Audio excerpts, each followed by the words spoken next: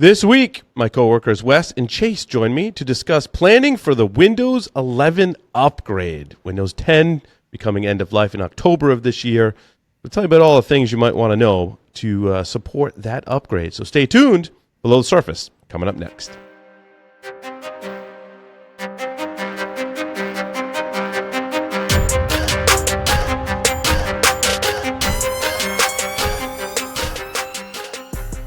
Welcome to Below the Surface. It's episode number 51, being recorded on Wednesday, May 21st, 2025. I'm, of course, Paul Asadorian, joined by a more regular co-host here. Mr. Chase Snyder is here with us. Chase, welcome. Hey, guys. Good to be here. Thanks, Paul. Long-time listener, first-time caller, Mr. Wes Dobry is here with us. Wes, welcome. Glad to be here. Thank you for having me. It's wonderful to have you, Wes. Describe for our audience your role at Eclipsium and a little bit about your background. Yeah, absolutely. So my role here at Eclipsium is I run our sales or solutions engineering team globally. So I'm the geek in the room typically. So I get to go and have all the fun conversations with our customers on how we align our strategies and our technologies with the things that really matter the most to them. A little bit about me is I'm a 25-year plus practitioner, which is probably showing a bit too much of my age here. And I actually started in IT migrating devices from Windows NT4 to Windows 2000. So the topic at hand today is actually very close to my heart, where I've helped organizations around the world migrating between Windows versions, doing architecture, all the way to heavy security architecture for data centers and data center build-outs. Awesome. Wes is very much a nerd, so it's I love hanging out with Wes. You get nerdy with ESP32 gadgets and all that stuff too. So it's awesome. Just a quick announcement before we dig into it. Below the Surface listeners, you can learn more about Eclipsium by visiting eclipsium.com/go. There you'll find several resources, including the ultimate guide to supply chain security, another presentation called Unraveling Digital Supply Chain Threats and Risk, a paper on the relationship between ransomware and the supply chain, and a customer case study with DigitalOcean. If you're interested in seeing our product in action, you can sign up for a demo. All that at eclipsium.com/go. The topic today is a hot one. I didn't anticipate this being a hot topic, and I caught wind that, oh yeah, Windows 10 is eventually going to go end of life. I'm like, wow, that date's coming up pretty soon. And then I was like, wow, the requirements for Windows 11 have been a thing. Obviously, Windows 11's been around for a while now. And I was like, you need some interesting newer hardware to run this. And I was like, well, this could be the year of the Linux desktop. And then that topic kind of exploded. I'm speaking at RVASec for our listeners, June 4th. Wednesday, I'll be in Richmond, Virginia, speaking at RVASec on using Linux on the desktop. And one of the reasons I did that talk was because of the topic we're talking about today, is that Windows 10 is going end of life. So do you throw away your hardware? Do you hack Windows 11 to install on it anyway? Do you pay Microsoft to continue Windows 10 support? Or do you put Linux on your desktop? Those are the kinds of questions that people are asking. So, Wes, I'll turn it over to you to kind of, from a customer enterprise perspective, what's going through people's heads? Yeah. So, this is such an interesting challenge relating to Windows 10 to Windows 11 because, as you pointed out, that this is the first time that we've really had some foundational security components that are required to perform the upgrade, which is going to massively affect how organizations approach this one. In the past, at least in the organizations I've been part of, we've done less of that discovery and planning and more of the execution side of things, where it's like, oh, if you have this much CPU, you have this much RAM, you have this much hard disk space, we could blast out an in-place upgrade. For the ones that we can't really do that, we'll bring them in and either replace the hardware to upgrade it or, as you put it, we'll hack it to get the operating system on there. With Windows 11, we're now in a completely different scenario. The foundational requirements are now things that are baked into the systems themselves. And if you don't have them, you're not getting Windows 11. And at the very least, you're not getting Windows 11 supported on it, which eliminates the opportunity for many organizations to do that. I see. Yeah, because you're right. If I put Windows 11 on unsupported hardware, Microsoft isn't going to give me support. I probably would still get security updates, but I'm not going to get support from Microsoft. Just as a side Absolutely. note about that, I looked into it, did a little SEO research, and noted that there is a lot of Google traffic right now for install Windows 11 on unsupported hardware. People, Yes. Well, because a it's lot of hard people to that tell if that's consumers that are I think like, it's I gotta consumers. update my laptop, or if it's like enterprise or like small medium business. There's a lot of Yeah. people out there that might want to do that when they realize the implications of this update. It's not really recommended though. Let's just talk about that for a moment, right? The articles that I've read that show you how to do it are like, yeah, but like don't do that. Right? Like it's not I think the supported hardware is there for a reason. And Windows 11 was coded for supporting that hardware, and now you're going against that, which is that could be a bad day. It's planned obsolescence, Paul, Yeah. but sometimes that's good and sometimes it's bad. Maybe I don't Right. know. It's a challenging. What the motivations behind the update requiring all these hardware. Having all these hardware requirements is fundamentally about security and trust and like the chain of trust within the device, which is obviously a huge priority, especially for businesses. But to get forced to upgrade your hardware because Right. it's a big cost, it's a big burden. Trade offs. Well, yeah, because you go to enterprises that have, let's say, 100,000 users. That's, I mean, I remember working for the university. It reminded me of this and talking to large vendor representatives who were there for networking gear, and they were behind on operating system revisions, whereas we were ahead. I was like, why are you guys still on like Windows, whatever it was? I had all the different versions, but they were behind. They're like, dude, there's like hundreds of thousands of people that work there. Like rollouts take time, especially 25 years ago, right? 20 years ago, it took a lot longer than it takes today. We have much better. Would you agree, Wes? Right, much better tooling to handle these Oh, upgrades. absolutely. I mean, tons better tooling and tons better capabilities. I mean, even back in the day when things like business desktop deployment, which turned into the zero touch installer within Mm-hmm. SCCM, even back in those days, you had tons of development that you had to do to just simply go and do something like an in-place upgrade. And best practices was you still should collect everything and do it through a deployment network segment. Mm-hmm. And nowadays, with fast connected sites and even the ability to go and do things over the internet with Intune, Right. Right. you're Yeah. you're so much better off with the capabilities of doing in-place upgrades. Unless your hardware doesn't support it, right? And Yeah. so some of the things that you need off the top of my head, the big one was the TPM version 2.0. hmm And the second biggest thing in my mind is at least an 8th gen Intel processor. Is there an Yeah. AMD equivalent that they're supporting? Not certain. I mean, I saw a list of processors Mm-hmm. for the AMD side as well. So, I mean, there is a limitation on that. I don't know what it is off the top of my head, but we Mm, can circle back to it once I sure. look it up. But the other biggest thing is, and this is going to probably come as a surprise, but the fact that you have to be running UEFI Secure Boot. And, Yes. Right. you So know, I see a lot of articles that talk about um, regular, what we call regular BIOS booting without UEFI. It's not compatibility mode, but mhm, what are legacy. they? Legacy boot. Thank Mhm. you. That was a brain fart. Legacy boot. And I see articles that talk about both. I'm like, if your computer doesn't have UEFI today, I mean, you're way out of date. I feel like that's like a moot point at this point. Most modern system, even I mean, I have older systems here in the studio, and they all have UEFI.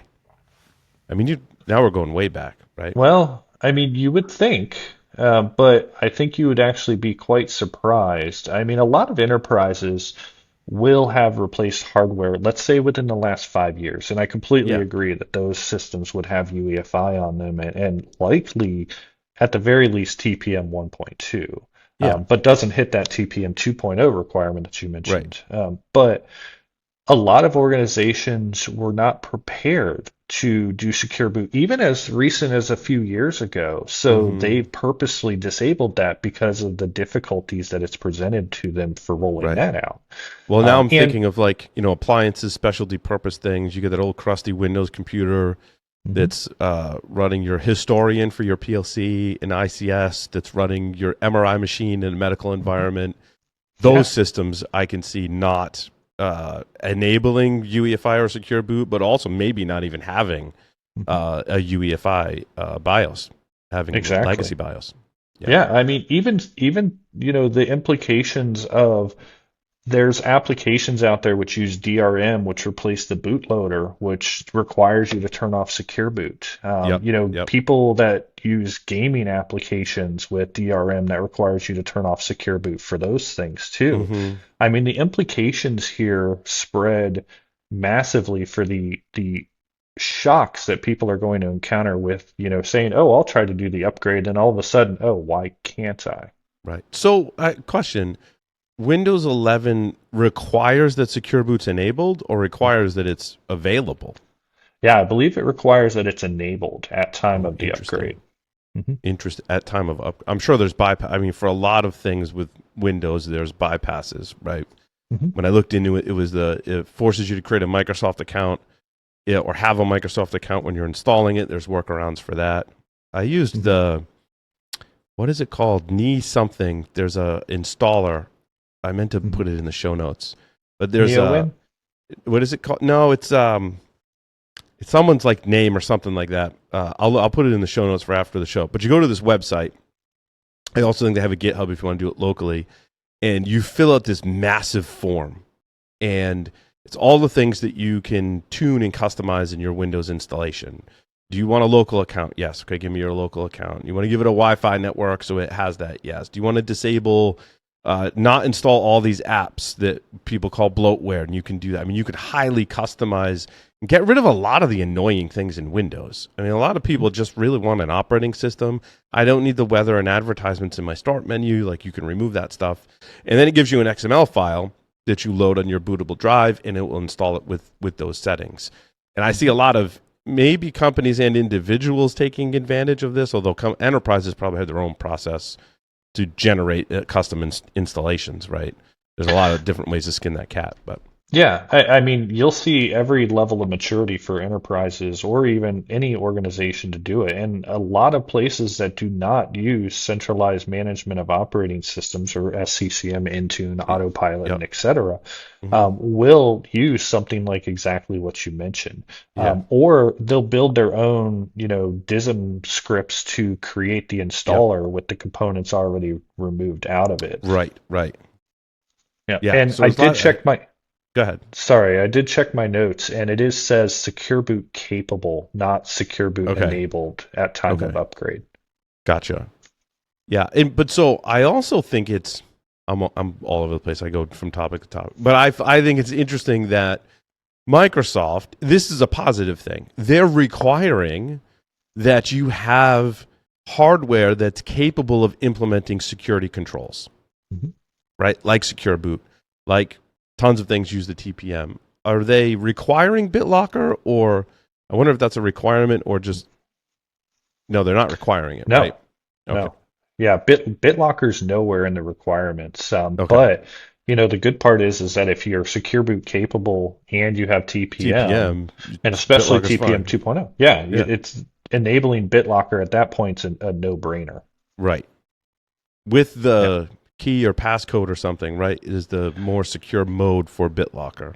Correct. Yeah. And that's a interesting conversation in itself about BitLocker best Mm, practices. right. I mean, with TPM 2.0, you're almost always pretty good if you have upgraded firmware. Now, there were some TPM chips that had some security flaws for physical attack and Yep. things like that, where you had susceptibility to extract BitLocker decryption keys Yep. from them.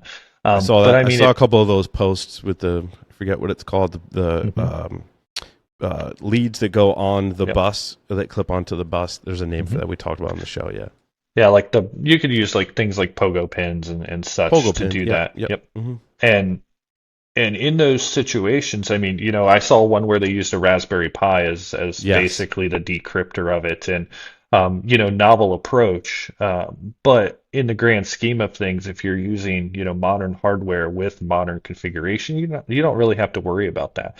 But Mm. I will always recommend a boot pin that a user knows or an integration with some kind of a PAM solution so that you can do centralized authentication Yes, with pre-boot auth. agreed. That's really the best way to go about it. Uh, But this is now, setting up organizations to have better security. I'm sure Mhm. the decision to use an 8th gen Intel, for example, and I didn't look into the details, I'm sure there's security features in that processor that they're requiring.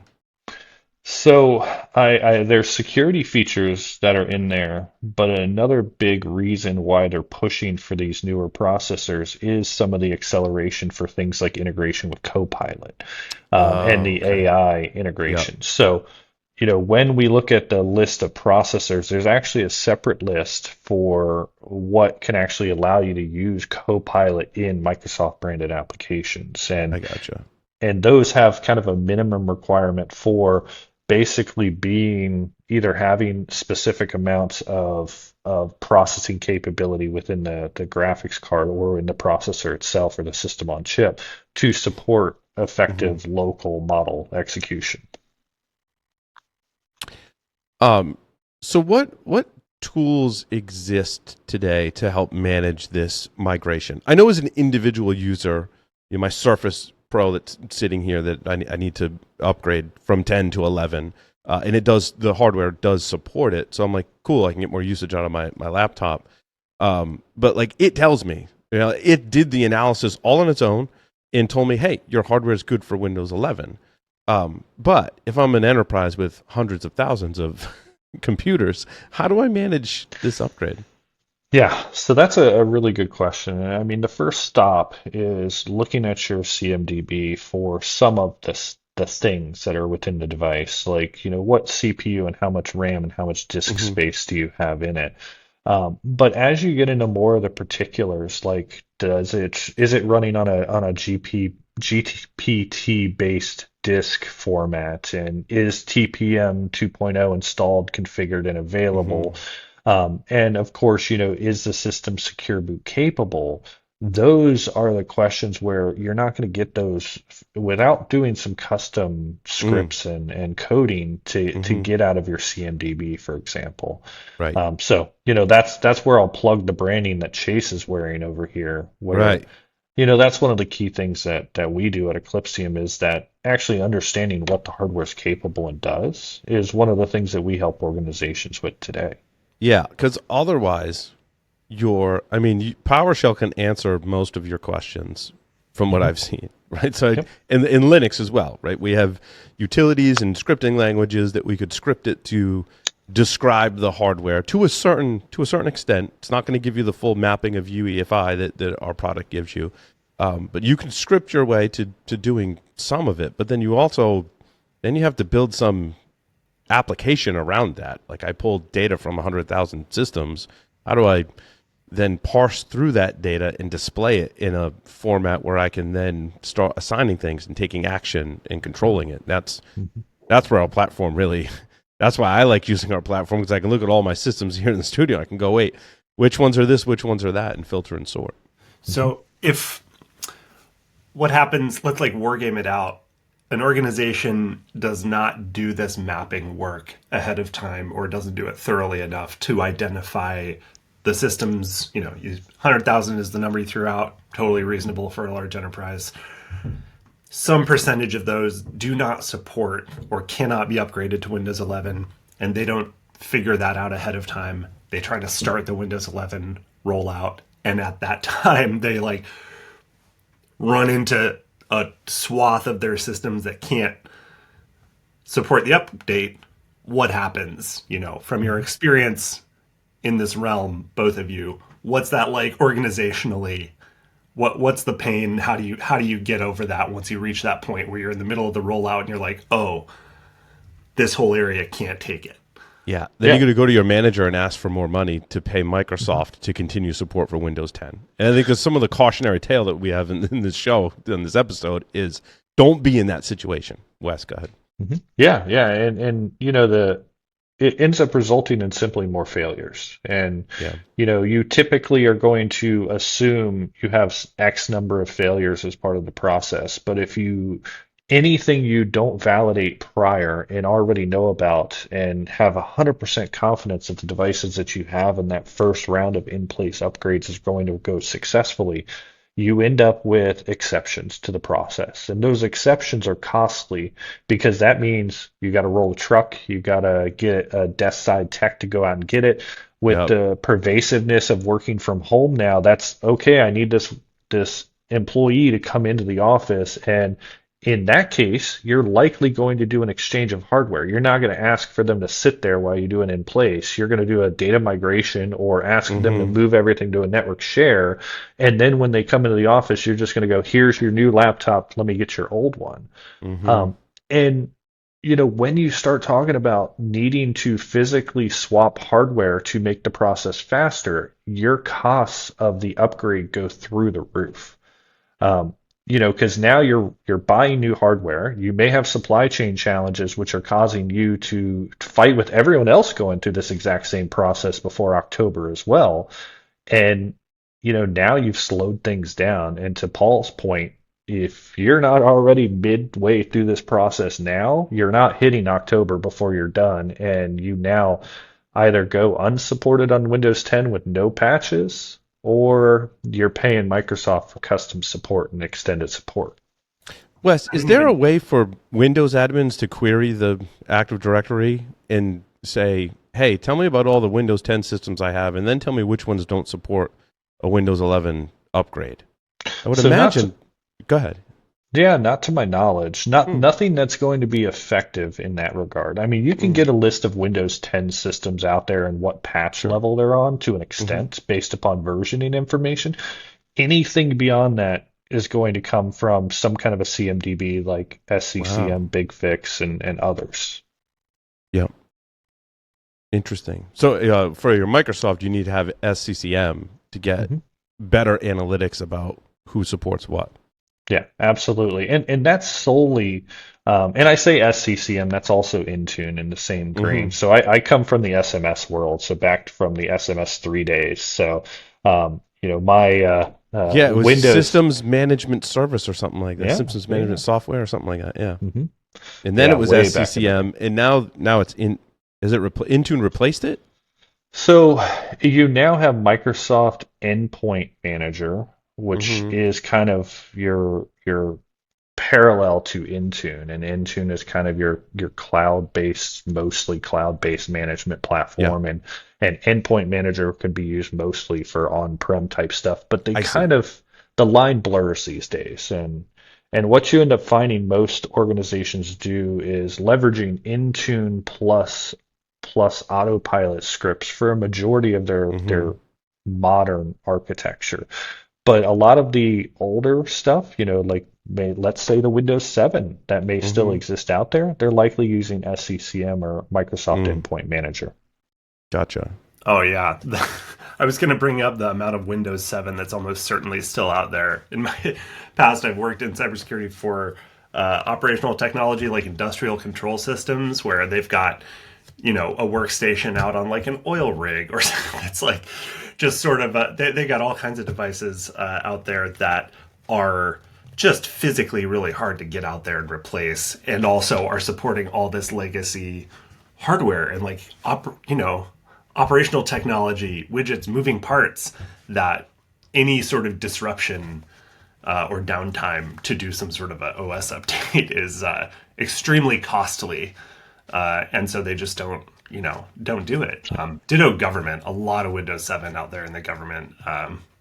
There's countless tales of just basically impossible to update sort of linchpin systems or devices where it's like, if we update this thing, we don't know what else is going to break, and it's just not worth it. And I think I read that Windows 7 still continued to get some sort of updates, like definitions updates or something, up until like last year. Mhm. So like Yeah. 13 years or so past end of life for Windows 7, and there was still some amount of updates to it coming out of Microsoft. It's Yeah, there's going to be a lot of legacy. I mean, yeah. basically the end of life of Windows 10. Instantly in October, there's going to be a plethora of now true legacy systems out there.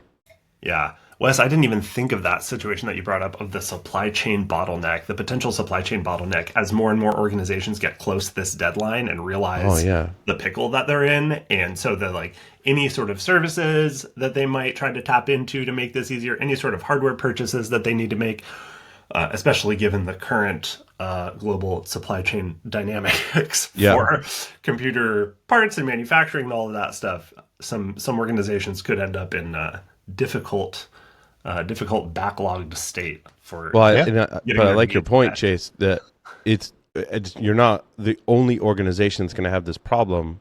Several thousands of organizations may wait till the last minute and then go, "Oh, I need to all buy hardware all at the same time," and that's going to put even more stress on the supply chain. Yeah, and let's not even take into account the cost of potential political ramifications related to that too, where, Hmm. incoming hardware may have additional costs related to it as well. Right, right. Yeah, so get your hardware. I mean, people should have already been planning for this and, You and know, getting hardware, right? that's the fun part, fun not fun part of Windows migrations is as technologists we're saying, oh, you should actually be early in the adoption cycle to alleviate a lot of these risks. And organizations say, well, when do we have to do it by? And you're like, oh, it's Yeah. October of next year. And then they're like, oh, well, we can do it next year. Yeah, it's a next year problem. And then you suddenly get to a point where, and this happens everywhere in every situation, you have to rush through it. And, that's the part where that whole 90-10 approach of 90% plan and 10% of it's actually the execution of it comes into play, where you get about 10% of the time to plan and 90% to execute, but your costs are 4 times as much as what your initial estimates were. Yeah. For me, I mean, being a security practitioner, there's a security driver here that it may be an unintended consequence, but if I think back before UEFI, back before 8th gen Intel processors, and then we think about the number of security features and enhancements that have been introduced since then, you're in a much better security posture with modern hardware configured properly with UEFI, Secure Boot, BitLocker, like that, TPM 2.0, all of that puts you in a much better security posture. I just like in my head, I'm just thinking of all of the other protections that UEFI affords you other than Secure Boot, right? You've got Boot Guard and all of the other, various features that Intel and others have introduced that you can take advantage of by just Absolutely. upgrading your hardware. Yeah, I mean, if you take it a step further and look at things like secure core PCs and some of those feature sets that come on those devices where, you're not even using the publicly available UEFI root of trust, you're using a defined and custom root of trust on Hmm. those devices, you end up much more secure because you're actually ended up locking out, in some regards, locking out non-Microsoft operating systems. But if your organization doesn't need compatibility with, Right. Red Hat and Ubuntu, for example, that makes a whole lot more sense because then that saves you from a lot of the threats like bootlocker threats, or excuse me, bootloader Yeah. threats. Yeah. Um, Bootkits. Yeah. yeah. And we've talked about those before with things like Yeah. Black Lotus and BootKitty, for example. Yeah. And I was just, we were talking about this recently because we've got some enhancements coming up on this bootloaders and configuration for Secure Boot. And if you're Windows only, if you lock yourself into that ecosystem, that means someone, if Secure Boot's enabled, can't bring, unless they have a bypass, can't bring another bootloader, like a Linux boot, Hmm. like a vulnerable grub, and introduce it into the system, which I think helps reduce your attack surface. If it's not going to be dual boot, and look, a lot of enterprises probably don't have dual booting Windows and Linux on there. I mean, you shouldn't allow that. Like, take your, pick your poison whether you want Windows or Linux on it. And your Linux will support secure. I mean, Ubuntu, I think, has been great about supporting Secure Boot. So, but yeah, you can Yeah. reduce your attack surface. Yeah. And you actually said something there that was a little interesting is enterprises are likely not dual booting. And you're absolutely correct because nowadays you're not going to dual boot. You're going to throw a virtual machine or throw some kind of virtualization and virtualization Hmm. subsystem on that device, which I actually think having virtualization-based security or VBS enabled, I think that may also be a prerequisite to Windows 11, but I'm going to Yeah, double check that while I think about it. yeah. I think you might be right there. Wes, I was glad you mentioned Black Lotus a minute ago because I feel there's a related topic we talked about a little bit with this Windows 11 update, or not related, but sort of a similar situation where, okay, I guess background. Black Lotus was a UEFI bootkit tracked as CVE 2023-24932. So UEFI bootkit from a couple years ago that made a pretty big splash, I think, at the time. It was like a very serious issue. And I started looking into it recently for some reason and realized that Microsoft has published an enterprise deployment guidance for the Black Lotus UEFI bootkit this year. In February of 2025, they published this enterprise deployment guidance. And it basically says we're not going to roll this out to enterprises ourselves. We're just publishing this guidance so you can control your deployment plan and your timing of deployments. And it specifically references that because there is a huge combination of device hardware and firmware, and Microsoft is unable to test all of those combinations, you need to test the representative devices in your environment before deploying them broadly.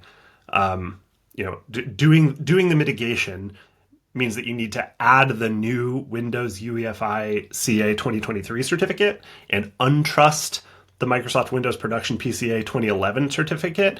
And it's essentially going to be an irreversible change. You're not once you do that, you can't go back and still use Secure Boot. And I've been seeing discussion online on like Reddit and Spiceworks and stuff that references an enforcement period that Microsoft is maybe going to have, but they haven't put a date on it yet, where essentially it's like if you haven't deployed these Black Lotus mitigations yet, something bad happens. I don't know, your devices get bricks. They blanket revoke the 2011 cert, and then anybody that still has that is SOL. I'm not exactly sure.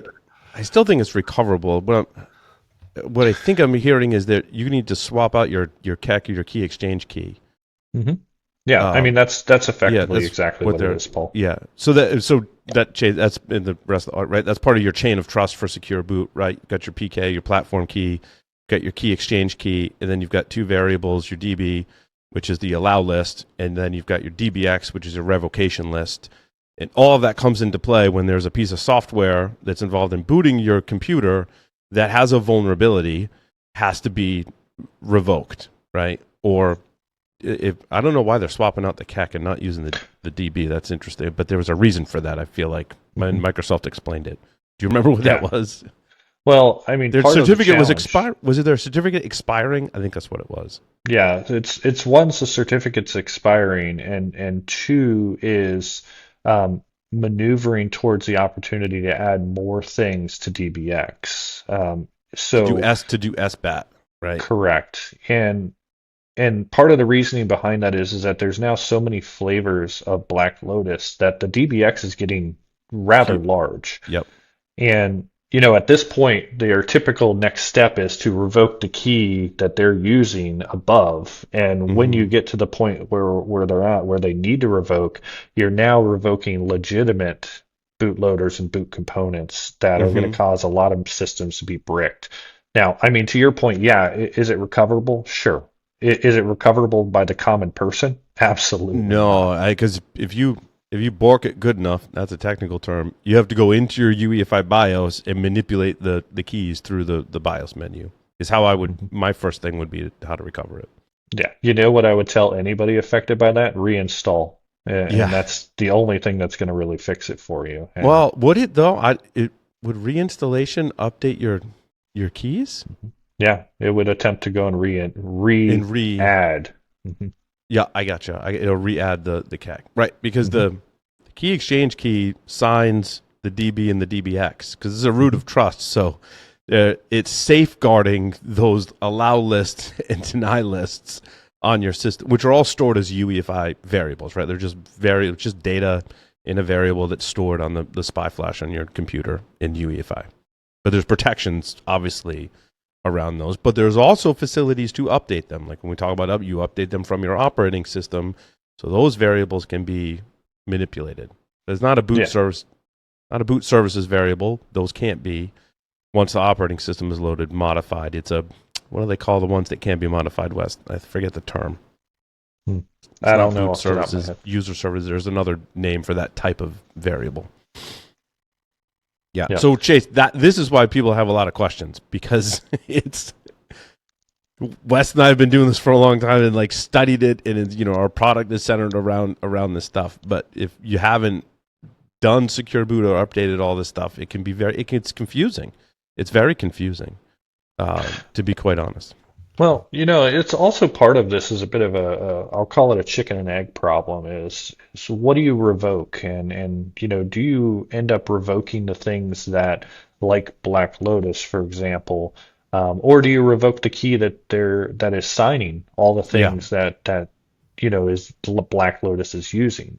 And we actually, a few years back now, we actually found another major manufacturer that was including a utility that was, we'll say, less than secure in the boot process. And, it was one of those things where it was found to be, effectively think of it like a backdoor that was added in that Mm-hmm. was easily susceptible to do nefarious things within the operating system through this utility.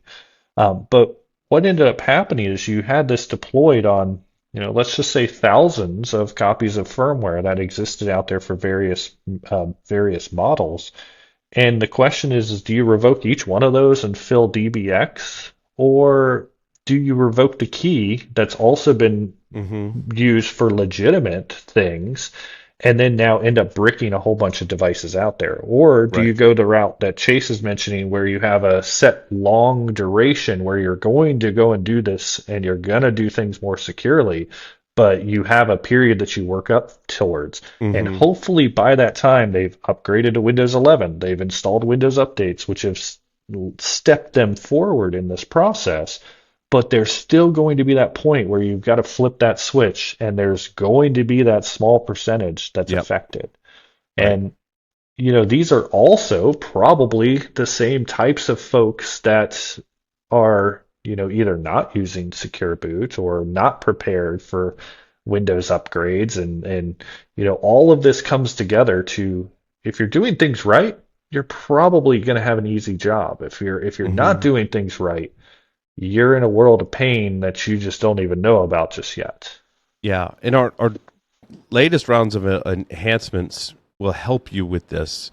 In that, I worked with research and engineering on many of these features, and some of them are specific to Secure Boot. In that, it will now our product right will now tell you, hey, you've got a bootloader, let's say, that is in a DBX update revocation list, which you haven't applied.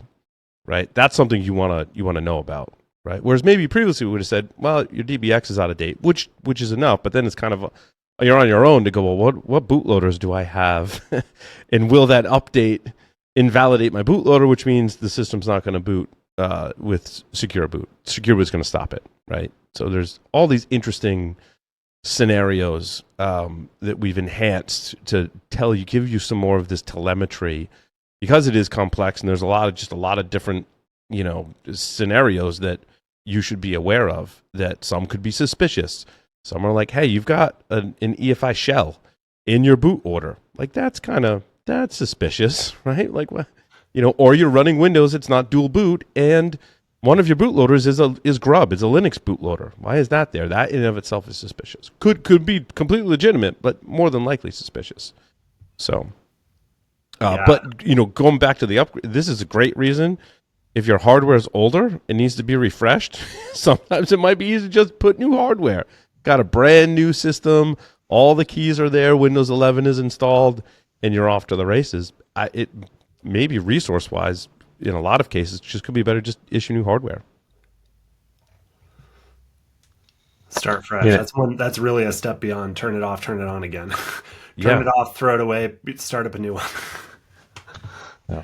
So, it's always interesting when you go down the path of how do you start fresh. And, this day and age, there's so many opportunities where if you do end up starting fresh, where you can take advantage of a lot of newer technology too. Yes. I mentioned autopilot a few times Hmm. today, and the organizations and the enterprises I talk to that are doing compelling work from home leverage things like autopilot, where they're drop shipping from a third party using autopilot to do initial provisioning of their operating system and features and their security tooling before they ever give access to any of their corporate data. So they basically sign in with an Azure AD, and that's the first check is okay, we've got your credentials, we know what your machine should look like, we're going to start provisioning it.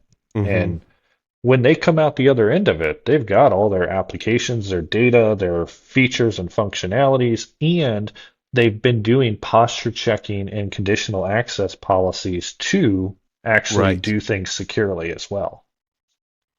I noticed that when I was rebuilding systems a couple of years ago, that during the rebuild, it reached out to the Azure AD domain and put certain restrictions and checks, which from a security perspective is great. Usability in that case wasn't so great, but there's Yeah. that. Well, that's actually one of the cool things that I've been doing with some of our more bleeding edge customers, is the way that I would equate it to, is we're actually doing posture checking on the equipment, making sure that those foundational security controls are what you would expect Right. prior to ever actually enabling that device for reaching any privileged data. Hmm. So I always refer to this as taking zero trust beyond the network. Let's actually build trust in that equipment and do these validation steps before we ever let that device touch anything we don't want getting into the wrong hands. Yeah, and it's great because it needs to go beyond just is Secure Boot enabled, because Secure Boot can be enabled, as we were talking Mhm. about earlier, but not necessarily 100% effective. Well, I guess it's never 100% effective, but is your Secure Boot vulnerable to known exploits and vulnerabilities, right? Yeah. Because your revocation list isn't up to date, that means an attacker can subvert Secure Boot. And there's lots of other Secure Boot style bypasses that, due to configuration, older software, firmware, could have vulnerabilities. Mhm. Yeah, same with BitLocker. Yeah. BitLocker is one of those fun things where you can have it in a conditional access policy that you have to have BitLocker enabled. And it's funny because you can enable BitLocker and never encrypt anything.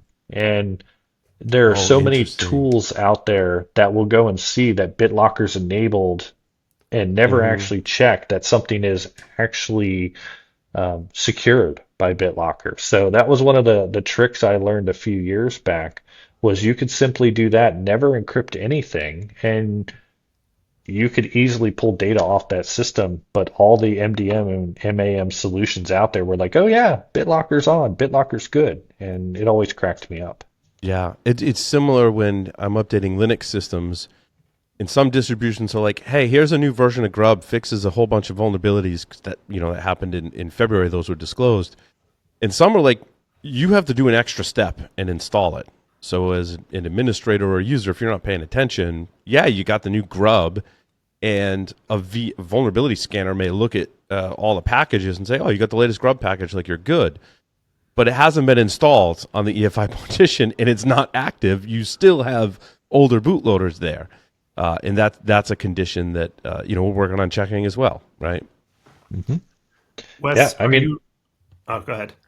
oh, I was just going to say, I mean, that's part of it, is that when we're looking at effective security solutions, it's not just about checking for a version. It's actually about checking to make sure the control is actually in place and functioning. Right. Yeah, there's sort of a overlapping initiatives across third-party risk management and cybersecurity posture management and vulnerability management, and I feel and like supply chain security, but being applied to your hardware and your vendors, not your own like application development or CI/CD processes. And I feel like it's going to have to. Third party risk management right now is at this place where it's like a lot of questionnaires, and you just sort of let your vendors tell you their security Yeah. posture, Hmm. and that is just not gonna cut it. There has to be sort of an accountability back to them where if you are checking stuff before it comes in. I'm curious too whether you see that becoming a more and more common requirement to do the kind of sort of acceptance testing that you're talking about, where you, before ever connecting new gear, new devices into the environment and giving it access to sensitive data, you validate that the security controls are in place and that it has the versions and components that you expect. Is that becoming more and more common for folks to require that, or is that still kind of high maturity organizations that are doing that? Because Yeah. the 2025 DBIR, the Data Breach Investigations Report, showed that the number of breaches involving a third party doubled since the last report. So, and that I think would include, I got to read the fine print, I guess, but I think that would include stuff like bringing in devices with, either a lack of security controls or just straight up vulnerabilities into your environment from some vendor, that then that's the avenue by which you get pwned. You would think that with that sort of a curve of the amount that third parties are the vector of a breach, you would start doing a little more of that validation and acceptance testing before you even plug it in. Mhm. Yeah, I mean, it's really all of this boils down to what Paul mentioned earlier around established root of trust, and then validating every layer of that trust to ensure that all the controls that you have in place are actually effective. And most organizations ignore anything beyond, like an EDR. They might throw their EDR on Mm. there and their group policies coming from Active Directory and go, okay, we have all of our controls in place, everything's golden and grand. As you get more mature, the more mature the organization, the more they validate these controls for effectiveness. And that's where you start getting into things like zero trust based security segmentation, micro segmentation on the endpoint itself. You start getting into using things like software defined networks to actually get these devices access to things over the internet or on corporate networks, even. And you started to move down that stack a little bit. Where we're still not really seeing organizations do is that last piece that you were talking about is the validation of one, the OS security controls like Secure Boot, the bootloader, and the boot sequence of the device into the hardware validation. And Mm. there's actually an executive order that's helping with this, and I don't know the EO number off the top of my head, but it was around building security in UEFI and firmware itself. And that's helping the industry move towards all firmware being signed and providing provenance as part of that. And we're not really seeing manufacturers jump on board with this tremendously, but we're starting to see the ship steer towards devices having the ability for you to validate the attestations that they're doing. And today that's largely within the TPM, but Hmm. you can also see things out there like the NSA's, HIMS and HERS and PACOR for generation of things like platform certificates that allow you to independently validate what that system contains from a hardware and firmware perspective. And this is your traditional, like thinking of an SBOM, so like a Cyclone DX or SPDX, but for hardware and firmware.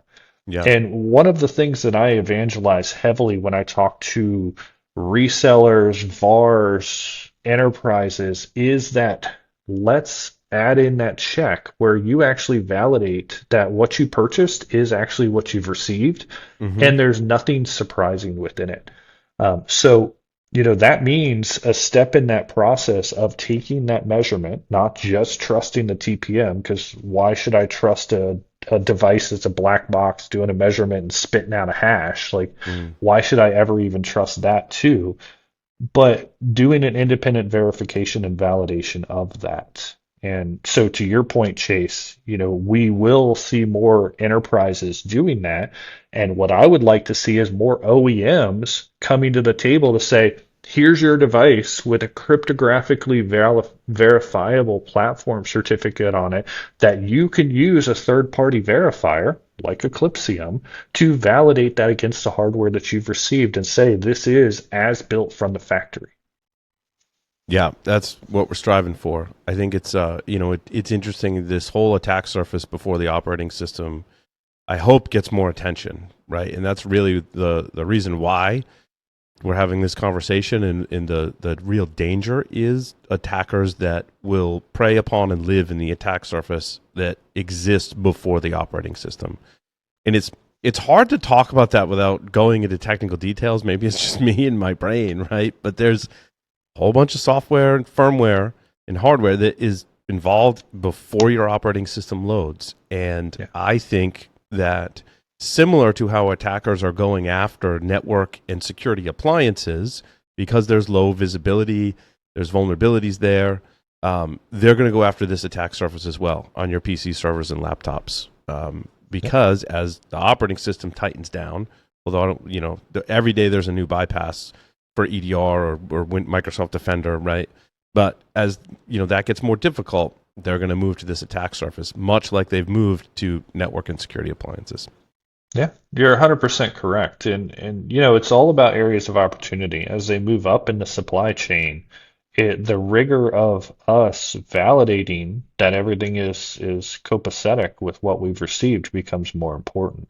The opportunity of a bad actor getting into something like a major manufacturer and either embedding a vulnerability that only they know about, or even potentially all the way to the extent something like a hardware flaw. There was a while back where Infineon 1.2, TPM 1.2s were around that actually had a hardware security flaw in them. We actually received some servers just recently where they were outputting PCR 0 as blank 0. And that TPM was functioning as expected to the operating system. And, these are situations where if you're a user and you're not doing the validation of it, this would slide right through your process and everything would look perfect on that system. And the foundational security components are completely flawed, allowing an attacker Right. to do something nefarious. I don't know if you guys ever heard of the other thing that we discovered where we had a major server manufacturer that never was doing the Intel end of manufacturing process. They weren't Yeah.